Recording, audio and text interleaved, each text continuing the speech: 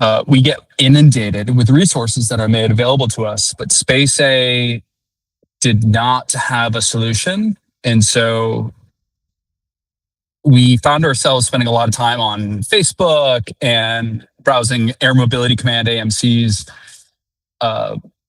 listings per terminal.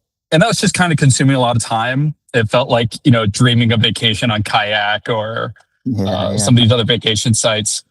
And, having the skill set I do, I was like, why don't I just automate this for us? And then I was like, why don't I make this available?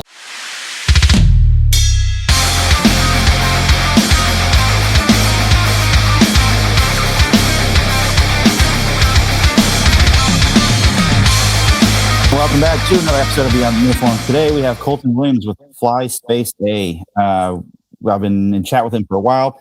There's some really cool things that he's been doing that I've been wanting to get him onto the show, and he's finally connected, and he's got an opportunity in the middle of his busy day while he's doing some fun yard stuff. We'll let him explain that here in a second. But other than that, Colton, hey, thanks, man. Taking for the time out of your busy day. I know you got a lot of stuff going on, but we appreciate it. And to get to know you, talk a little bit about what you're doing, and welcome to the show, man. I appreciate it. Happy to be here and really support the community you reach, our community, our folks. Love it. Happy to be here. Awesome, man. Thanks so much. Well, let's just go ahead and kick it off, man. Tell us a little bit about your military affiliation, what you're doing, your service time and history, branch, everything like that. Yeah. So I'm in the National Guard, Massachusetts. I've been in for 17 years. I'm coming up on I've done 4 deployments, and then I'm a 170 Alpha. I'm a cyber chief there. I'm a CW2.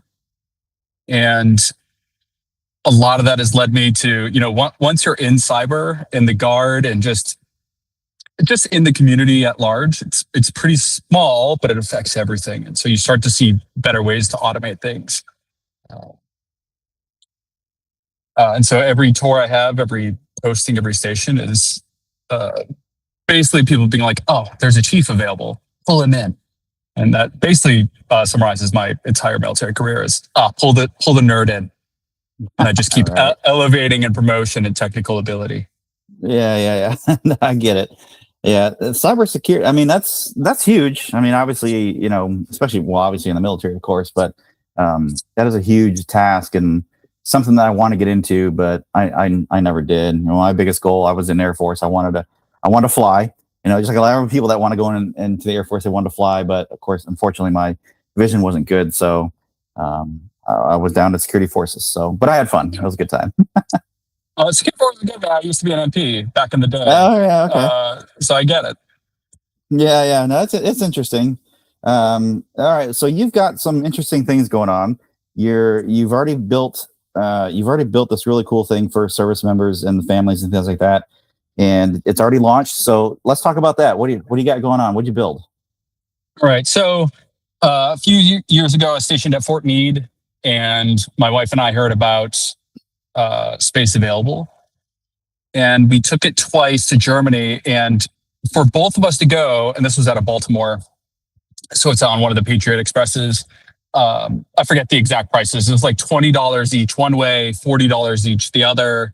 And it was on a civilian aircraft. I forget if it was like a 747, but it was just like any other flight or civilian flight that you'd be used to, CONUS. And when we got back, it was just such like an eye-opening experience of, if you've heard of Military One Source, also, if the community does not know about Military One Source, go touch that. It's so important. We get inundated with resources that are made available to us, but Space A did not have a solution. And so we found ourselves spending a lot of time on Facebook and browsing Air Mobility Command AMC's listings per terminal. And that was just kind of consuming a lot of time. It felt like, dreaming of vacation on Kayak or some of these other vacation sites. And, having the skill set I do, I was like, why don't I just automate this for us? And then I was like, why don't I make this available? And then we started getting requests for like, oh, what about making a map for it? And what about, having little, baseball cards that show you information about the flight? And it's kind of grown into this, full service that's still entirely free for the community. And we just crossed 8,000 users. It's been fun. Nice. So it's a mobile app or an iPad app basically, and it's downloaded for pretty much service members. And because Space A is one of those things where I think people really like the idea. It's just the uncertainty of you go to the terminal, you get everything ready, and then your flight's canceled, or That's right. or you're waiting in line because it's first come first serve, obviously because active duty gets priority. And you guys are kind of helping ease some of those pains through this app. Can you walk us through some of those features? I know you mentioned a couple of things, but like some of the features on the app that address those issues. Like if somebody is not familiar with the app, how do you guys solve some of those problems? Yeah, I wish I was at a computer right now so I could just like share screen and give like a quick demo. Well, maybe I could probably add one into the video somewhere. Yeah, good idea, Ferry, for later. I'm going to let that fly off and capture it later. So first, I want to kind of touch on Space A. If folks don't know what it is, or it's their first time hearing about it, or they knew about it, they just want more details.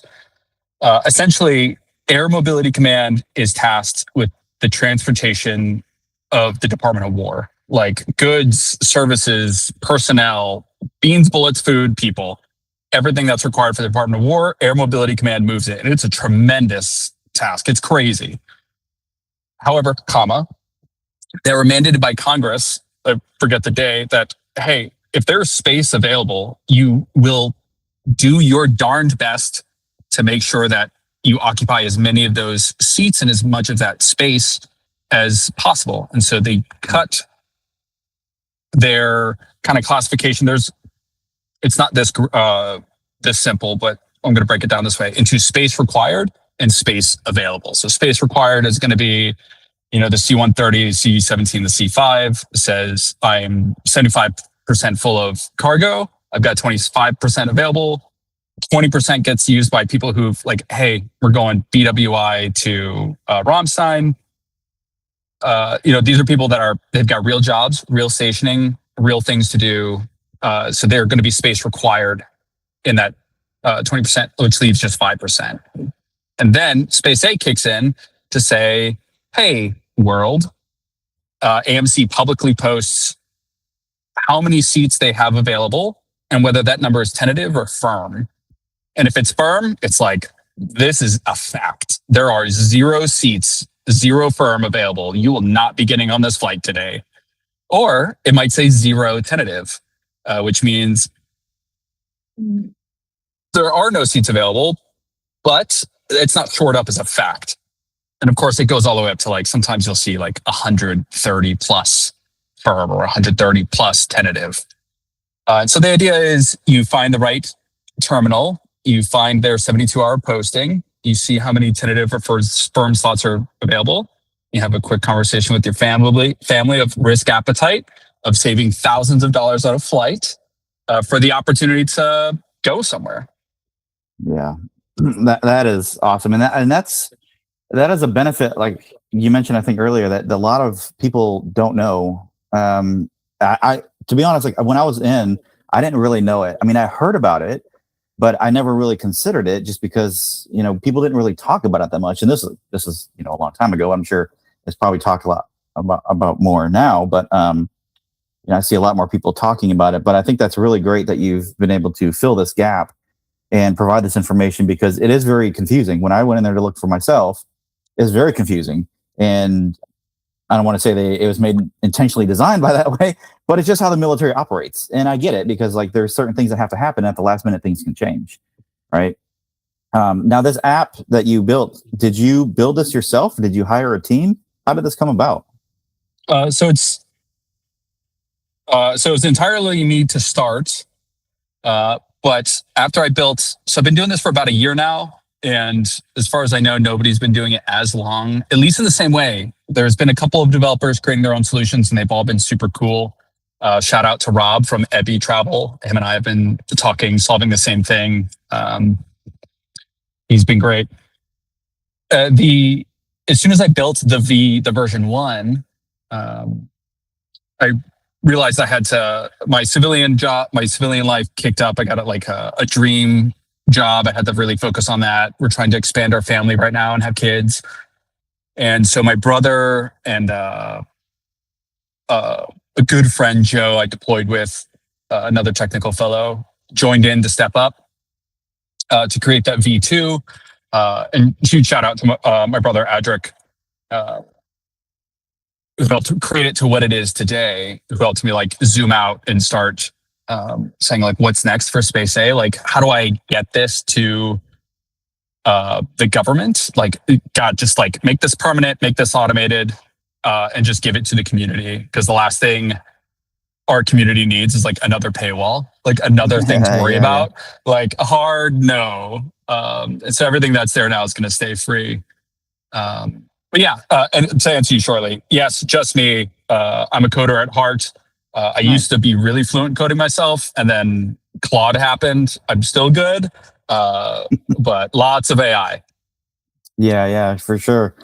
So AI sounds like it's helped you build this thing. Obviously, you are a big coder. I went to actually Arizona State University online for a couple of years to learn software engineering, and it was nice. A very confusing language for me, and I ended up dropping that degree. I mean, I had another degree, but I wanted to change careers, and that was just way too confusing for me. So, kudos on you for being able to understand that language. I just couldn't do it. But so this is not directly affiliated with the government at this time, correct? Like it's your own correct, not at all. That's right. This is a personal project for civilian Muggle Colton Williams, just helping out the military and veteran community. And gotcha. Actually, go ahead. No, I was just going to change gears a little bit, but what I wanted to say on that AI note is before I leave it into like, oh yeah, it's lots of AI. Because tech is my life, I want to put this posture and warning on everything. There is always a human in the loop, and one thing I've seen in other solutions is, and I don't know why Air Mobility Command publicly posts like CENTCOM flights or CENTCOM information, even though they're duty only, and it's not put behind an ID.me, or some of them are. There are some terminals that have done a real good job at saying like, hey, you have to present your CAC or common access card to get in, but there's some that are just publicly available. All the other solutions out there I've seen include that information. And so in our use of AI, there's always a human in the loop for review, and we intentionally exclude OPSEC information, especially like times right now, like we've got service members downrange in the box. Like we're absolutely not displaying that information. And we're going to be rolling a feature out pretty soon that if you make an account with your .gov or .mil, we will present you with that CENTCOM information just automatically free of charge. Nice. That's awesome. Sounds like you've got a lot going on already with the app, but there's quite a few things that are coming out with the app as well. Some really great features as well to look forward to. When you were starting this, was it? I know you mentioned like it was just kind of like something for you and your family to kind of like learn the Space A, and eventually you decided to make it for everybody. How have you grown this thing? Has it been like organically? Has it been with paid? Because you got a lot of people following you and have on this app now, which is hard to do on social media nowadays. But how do you do that? So we've got, it's pretty much all family. Like it's a really close crew. So there's nobody on the team that isn't like immediate close proximity. It's like, best friend, brother, my wife. And then that leads me to this. Marissa leads our social media. She's our branding and voice manager. She's my wife's best friend. They've known each other forever. She's the best. And Marissa, if you ever talk to Fly Space A on social media, she'll be the one that's really working with you, and then she'll ping us with your feedback. With you. Yeah, that's right. And she's just the best, and she's staying on it. And she's really taken on herself because she's not prior service. She's not married to military. She's really taken on herself to like learn this process and this. I'm not even sure what you call it. I know technically it's a privilege because in Space A, like you are not the priority. It is always like moving the mission first. However, when you offer your service to the country, it becomes available to you. And she's really done a great job at learning it engaging the community and, keeping it like a healthy engagement. It's been great. Gotcha. Well, kudos to her. Thanks from Rest for what you're doing for for the app. I just want to give you a shout out on the other end here because it's hard. I'm sure she's probably busy with her own life, got things going on, and she's volunteering her time to help you out with this, and that's a big commitment, especially with social media and managing everything. So, thanks on our end from all of us to you that are partaking in this and taking on this role and helping build this out in the community. So, just a couple more questions here. When you're building this, or when you were building this, what were some of the biggest challenges, I guess, whether through building the app or through trying to get the word out, or maybe it's even just trying to get the information from the military to the app? I guess maybe you can explain that. Like, are you out there manually searching for this information and then putting it into the app, or is it like a integration? So it's an integration, and how we do it, I don't want to give away our secret sauce. Yeah, no. But it's been, so for me personally, I don't like, monetization is going to come soon, where there will be a paywall, asterisk, only if you want to see like the statistics of all Space A that there's been in the past couple of years. It's going to be the past 13 months since we've been collecting it for a while. And then access to like a chatbot if you don't feel like interacting with the front end and you just want to say like, can I fly from here to here? And it'll be able to communicate with you since we're built on Google Cloud. But everything else is going to remain free. And that has been the hardest process of defining what the space available experience is and trying to safely implement that to a place where if I was in my green suit, I would be satisfied with that a civilian was posting. For instance, items like, hey, don't post in comm flights, like if OPSEC's an issue, or always direct to the source. That's important. Like if somebody's going to correct me on my uniform, you better have the god darn source, especially when you're coming up to chief. Like if I'm in uniform, if you're going to correct me, like please be right when you come to me. And so there's a lot of learning lessons about, when FlySpace A presents information, I am not the source of truth. FlySpace A is not the source of truth. And so defining the Space A experience and pointing users to the truth. And so when you use FlySpace A and you go to, like, you make an account, it's free. You go to the flights tab. And on the top half, there will be a map that's interactive and you can like click around. And on the bottom half, it just lists them out, as you're searching for, flights from, to, date, eligibility. And when you see those, it will guide you to the link from the government. So you can see like, here is the source of truth. The government is the source of truth. And I think that has been the hardest experience is how do we explicitly keep showing people that we are not the source of truth? Sure. We are middlemen, and all we are doing is providing a solution so you can stop hunting Facebook and stop hunting, staying on these air mobility sites. And sometimes, each one of those has an airman, soldier, Marine, sailor, guardian, or coastie that is maintaining it. And sometimes they're out of date. And sometimes they don't update, or sometimes the link changes, sometimes the link broken. That's been it. Yeah, and I think a lot of people have to remember it's a military that's controlling the information that you're seeking and providing to everybody else.